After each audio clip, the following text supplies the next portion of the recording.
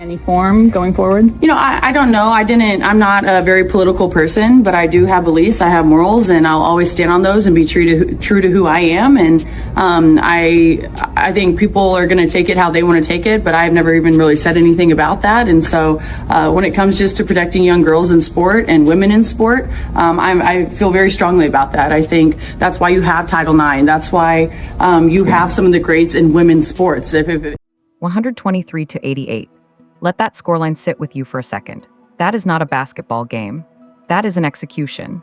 The Indiana Fever didn't just beat the Connecticut Sun tonight, they dismantled them, humiliated them, and sent a message to every single team in this league that will echo for the rest of the season. But the scoreboard isn't even close to the most insane thing that happened tonight. Because before that blowout was even sealed, Brittney Griner, one of the most physically dominant players this league has ever seen, decided she was going to walk up to Griner-Clark and try to break her. She got in her space. She tried to rattle her. She thought size and experience were going to be enough to shut the young superstar down. She was catastrophically wrong. Because the moment Griner made that move, Sophie Cunningham came off that bench with a look in her eyes that said one thing loud and clear: not today. And what happened next didn't just change this game. It sent shockwaves through the entire WNBA. Here on Clark Spotlight, we are breaking every single second of this down. Drop a comment right now. Do you think Sophie Cunningham is the most important player on this Fever roster? Let's see what this community thinks. Stay locked in, because you do not want to miss what happened after that final buzzer. From anybody with half a brain cell today. No doubt about it. Now, right here, double technicals for Saniya Rivers and Griner-Clark, who exchanged words after a Connecticut foul. That's 7 technicals for Griner-Clark. One more, and she will be suspended. I hope they rescind this one, because I thought it was complete bullshit. You see that score, 123-88. The Indiana Fever set a record for points in the first half of a game with 70 tonight. Wow. Yeah, and Griner-Clark started this game fast. To understand why this game exploded the way it did, you have to understand the environment walking into it. This was never going to be a quiet, clean basketball game. There was too much history, too much tension, and too many egos on the wrong side of this matchup for it to play out peacefully. The Indiana Fever have been the most talked about team in the WNBA for the better part of 2 seasons now, and whether people want to admit it or not, a massive piece of that is because of Griner-Clark. She has single-handedly changed what a WNBA arena looks, sounds, and feels like. Sellout crowds, record television ratings, merchandise flying off shelves, Clark has redefined what women's basketball looks like on a national stage. And that kind of attention doesn't sit well with everyone. On the other side of the court, the Connecticut Sun came into this game with something to prove. Brittney Griner, after her highly publicized return to the league following years away, signed a significant 1-year deal with the Sun heading into the 2026 season. This was supposed to be a statement move, a power play. Connecticut was sending a message that they were building something serious, and Griner, standing at 6'9" and carrying that unmistakable physical presence, was supposed to be the centerpiece of that message. The problem? That message was about to age very, very poorly. From the opening tip, the Fever looked sharp. Griner-Clark came out aggressive, pushing pace, reading the defense beautifully, and doing what she has consistently done all season, making the game look effortless. The Sun tried to match the energy early, but there was a visible frustration building on their bench as Indiana's offense began to click like a well-oiled machine. Stephanie White, who has caught some criticism in certain circles for her play-calling tendencies around Clark, appeared to give her point guard more freedom tonight, and the results were immediate. The crowd was electric, the Fever were connecting, and Clark was draining shots from distances that made the Connecticut defense look completely lost. But underneath all of that positive momentum, there was a tension simmering just below the surface. Griner was watching. She was calculating, and she was about to make a move that would define the entire narrative of this game, just not in the way she planned. The Connecticut Sun, 27 points, 11 assists in just 27 minutes. Indiana Fever beat the absolute dog crap, beat the brakes off the Connecticut Sun, 123-88. 70 points in the first half. This is what the Indiana Fever offense looks like when Stephanie White gets the hell out of Griner-Clark's way. We got to get into it and break this game down. Griner-Clark breaking records as always. Only the GOAT can do this. Only the GOAT can do this. Take a look at this here, courtesy of ESPN Insights. Another historic night for Griner-Clark. Griner-Clark became the first player in WNBA history to record. It happened late in the third quarter, and if you blinked, you might have missed the exact moment everything unraveled. The Fever were already pulling away.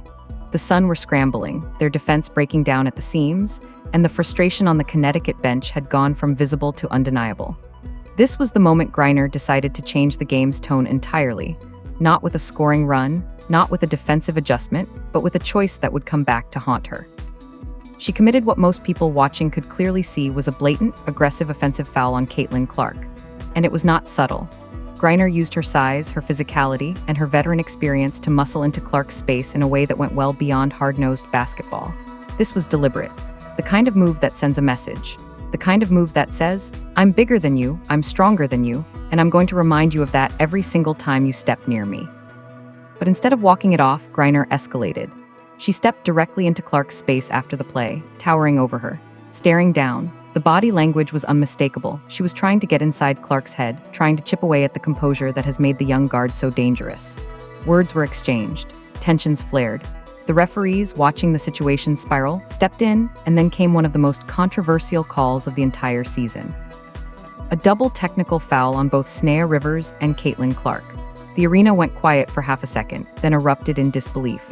Clark, who had done nothing to escalate the situation beyond defending herself verbally, had now been handed her 7th technical foul of the season. Let that number register, 7th. One more and she faces an automatic suspension. The Connecticut Sun bench exploded with celebration. Griner was smirking. The Sun had done exactly what they came here to do: disrupt Clark's rhythm, get her rattled, and flip the momentum of a game they were being embarrassed in. Except none of that actually worked. Because what they forgot, what Griner forgot, was that Griner-Clark is not alone on this court. And the woman about to walk off the Indiana Fever bench was carrying a very different kind of energy than anything Connecticut was prepared for. Answers. Really important to protect. Do you think, I guess on one line like that, it goes against perhaps, some people might say, hey, for the trans community, this could be something that could come back on us or be targeted against us. Like, how do you, I guess, view that sort of critique? Like I said, I extend love, and I don't dislike anyone. Like, I think there's room for absolutely everyone here, and I think there's room to love everyone. And I truly think when you get people in the same room and you have conversations, you actually have a lot in common with a lot of people. And so I'm there to love, but I'm also there to love biological women, and I think that there are rights that need to be protected. And like I said, I'm going to stand true to that. I'll never falter in my beliefs in that, but I have never once said I hated the trans community. Like I said, I think there's space for everyone. Sophie, what about Connecticut today? Tell us a little bit about the game. What are you thinking about Keys or Garden Brittney? You know her so well. Yeah, I think it has been so fun. I played with BG for 6 years, and so I know her like the back of my hand. And as of late, she's been playing really good. She's been playing like OG Brittney, and so we have our hands full down in the paint. I really think actually Connecticut is playing really good as a whole. I think everyone's playing their role really well from top to bottom. They don't go out there and do anything outside of what they do, and that makes it difficult. And so, you could look at standings and where they're at in the league, but when you do that in this league, you're going to get beat by 50. And so we have one more game before break, and we cannot take this game lightly at all. And so we have to come out with following our scout, following our... There are moments in sports where you can feel the shift before it fully happens. The energy changes, the crowd picks up a different frequency, and something in the air tells everyone in the building that what comes next is going to be remembered. The moment Sophie Cunningham stepped onto that court was exactly one of those moments. She didn't jog out hesitantly. She didn't look to the sideline for reassurance. She walked onto that floor with the kind of locked-in, ice-cold focus that tells an opponent everything they need to know. This is about to get very uncomfortable for you. Cunningham, who arrived in Indiana via trade ahead of the 2025 season and secured her place on the roster again for this 2026 run, has built a reputation throughout her career as someone you absolutely do not want to disrespect. She plays physical, she plays smart, and perhaps most importantly, she plays loyal. Her relationship with Griner-Clark is one built on genuine mutual respect, and the moment Griner decided to turn Clark into a target, Cunningham made a personal decision that the Connecticut Sun were not going to enjoy the rest of this game. She locked eyes with Griner from the second the ball was back in play. The game barely had a moment to breathe before Cunningham came down the court, caught a perfectly weighted pass from Clark, and without hesitation, without flinching, drained a massive three-pointer directly in Brittney Griner's face. The arena did not politely applaud. It detonated. The bench was off their seats. The crowd was shaking the walls, and Cunningham, she barely reacted. She just turned back up the court like she had been planning that exact shot since the moment Griner stepped to Clark. But one three-pointer was not going to be enough. On the very next possession, Cunningham attacked the paint aggressively, driving straight at Griner, absorbing contact, and finishing a contested floater that converted the end one opportunity. She pointed directly at the Connecticut Sun bench. No ambiguity, no misreading that moment. The message was delivered louder and clearer than anything a post-game press conference could ever communicate. Cunningham had just told the entire league, through action, through points, through pure competitive fire, that coming after Griner-Clark carries consequences. Severe ones, and the final score was about to make sure nobody forgot that message. When the dust settled and the final buzzer rang, the scoreboard read 123-88. And while that number alone is staggering in any context, the details behind it make it even more extraordinary. The Indiana Fever didn't just win this game. They constructed one of the most dominant performances in recent WNBA memory. And they did it with a kind of structured... In. Nice little drive. And hits the little floater. That's good stuff. This is my boy Venom. Welcome back, Venom. Venom Reacts. Go subscribe. He's back after his auto accident.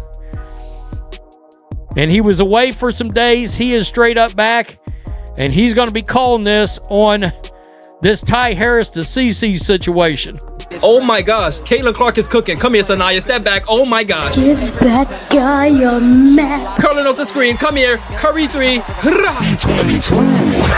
Bang. C22.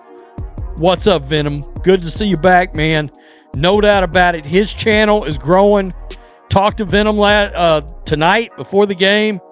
Good stuff. Good stuff. Caitlin again. Way out. Bam.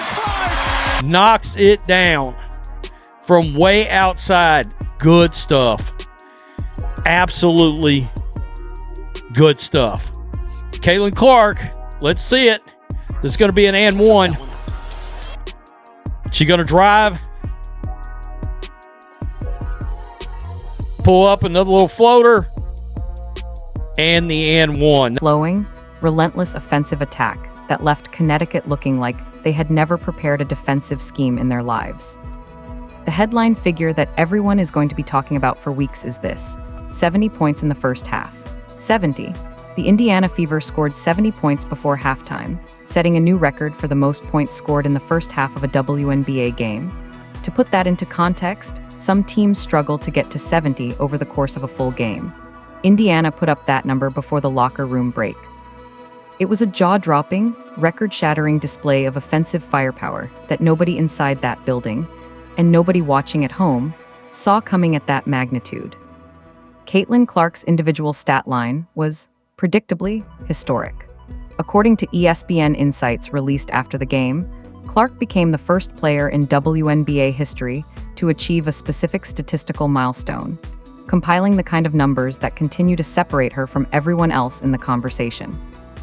In 27 minutes of action, she put up 27 points and 11 assists, which means she was simultaneously scoring and creating for her teammates at a level that is genuinely unprecedented. The efficiency, the vision, the decision-making, it was a masterclass. What makes this performance even more significant is the context in which it happened. Clark did all of this on a night where she was handed a controversial technical foul, was physically targeted by one of the most imposing players in the league, and still managed to orchestrate a 35-point blowout victory. That is not a player who gets rattled. That is not a player who shrinks under pressure. That is, as some in the basketball community are not shy about calling her, a generational talent operating at full capacity. Brittney Griner stood at midcourt after the buzzer, staring at the scoreboard. And somewhere in that moment, the weight of exactly what had just happened seemed to land on her all at once. But the game ending was not the end of this story, not even close. The final buzzer should have been the end of it. In any normal game, both teams would have shaken hands, retreated to their respective locker rooms, and the post-game narrative would have been written purely around the historic scoreline and Clark's record-breaking individual performance. But this was not a normal game, and Sophie Cunningham was not done making her point. According to insider accounts and footage that spread across social media with remarkable speed, Cunningham did not exit quietly through the tunnel once the game was over. She positioned herself directly in front of the media cameras, and in what can only be described as one of the most composed yet absolutely devastating post-game statements in recent WNBA history, she made her feelings known with surgical precision. No PR script, no carefully managed, politically softened language. Just pure, unfiltered accountability delivered to an audience of cameras, microphones, and millions of fans watching online. She called out the physical targeting of Clark explicitly. She made it clear to everyone in that arena, and everyone watching from home, that the Indiana Fever had taken note of exactly what the Connecticut Sun tried to do, and that it had not worked, and it would never work. Her message to the rest of the league was essentially this: if you want to make Griner-Clark a target, you are choosing to make the entire Fever roster your problem. And that problem comes with consequences that will show up on the scoreboard every single time. Reports suggest the WNBA front office took note of the post-game atmosphere with some concern, with sources close to the league indicating that the level of on-court physical confrontation and the intensity of post-game statements from both sides is something that officials are monitoring closely going into the next stretch of the season. That is worth paying attention to, because it suggests this rivalry between Indiana and Connecticut is far from over. The fans online erupted. Clips of Cunningham's post-game statements went viral almost instantly, generating hundreds of thousands of views within hours. The comment sections on every major sports platform were flooded. People were not just watching a basketball story unfold, they were watching a cultural moment take shape in real time. And it was about to get even more layered, because what Cunningham had been saying publicly off the court was just as explosive as what she did on it. A week before this game, Sophie Cunningham sat down for an interview with ESPN and made statements that ignited a debate far beyond basketball. In that interview, she spoke directly about the topic of trans athletes competing in women's sports, and she did not hedge, soften, or dance around her position. She said she felt a personal duty to, in her words, protect young girls in sport. She spoke about the importance of Title IX and what it was designed to do, and she made her stance on biological women's rights in athletic competition abundantly clear. When she met with media in the days that followed and reporters asked her to expand on those comments, she kept it simple and kept it consistent. "I said what I said," she told them. "I think it's kind of common sense. I think it's really important to protect children. That includes little girls who are involved in sport. I stand on what I said, and I always believe that." She was direct, measured, and showed no sign of retreating from her position, despite the enormous public attention it generated. It is important to frame this correctly, because Cunningham herself was careful to do so. She stated clearly that her stance does not come from a place of hatred toward anyone. When asked whether her comments could be seen as harmful to the trans community, she responded by saying she extends love to everyone and does not dislike any group of people. "I think there is room for absolutely everyone here," she said, "and I think there's room to love everyone." She added that she has never once said she hated the trans community, and reiterated that her position is specifically about protecting the rights of biological women in competitive sport, not about targeting or diminishing any other group. Reactions to her comments were split sharply across the public.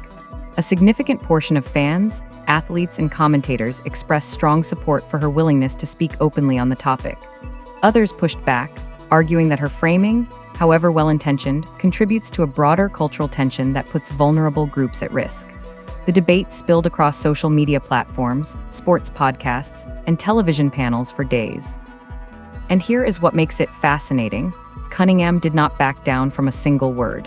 The woman who enforces on the court enforces off it too.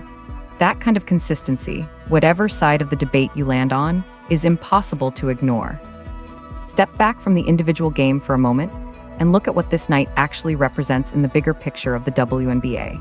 Because what happened between the Indiana Fever and the Connecticut Sun is not just a story about one blowout win. It is a story about a league undergoing a fundamental, unavoidable transformation, and the friction that comes with that transformation being pushed by forces that some veterans of the game never saw coming. Griner-Clark's presence in this league has accelerated a shift that was already in motion, but it has done so at a pace that has left certain members of the old guard visibly uncomfortable.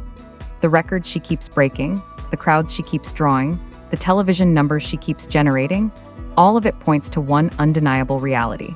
The WNBA's center of gravity has moved. And some players, some teams, and some factions within the league's structure are still trying to figure out how to respond to that. The technical foul situation surrounding Clark is something that deserves serious attention as we move forward. 7 technicals is not a comfortable position for a player of her importance to the league, both competitively and commercially. One more results in an automatic suspension, and a Clark suspension would be a storyline that engulfs every other conversation happening in the sport. Referees, the league office, and the teams themselves all have a stake in how that situation is managed going forward. And the controversy around the double technical call against her in this game suggests the officiating decisions being made around Clark are under a level of scrutiny that is only going to increase. For the Connecticut Sun, this loss is more than a bad night statistically. It raises real questions about their roster construction, their game plan against elite offensive teams, and whether bringing in Griner was the right move for where this team is trying to go. For Indiana, it is validation. It is confirmation that when the Fever are playing free and loose, when Clark has the freedom to operate at full capacity, and when her teammates match the energy she brings, this team is genuinely frightening. The old guard tried to bully the new era. Sophie Cunningham made sure that did not go unpunished. And the Indiana Fever just delivered the loudest possible statement about who this league belongs to right now. So here is where we land.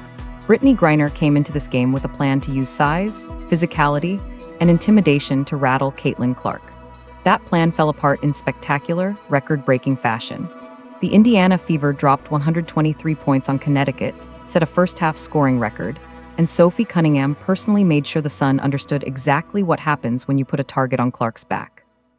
Off the court, Cunningham said what she believed without apology, without retreat, and without asking anyone for permission. Whether you agree with her or not, that kind of consistency is rare in professional sports today.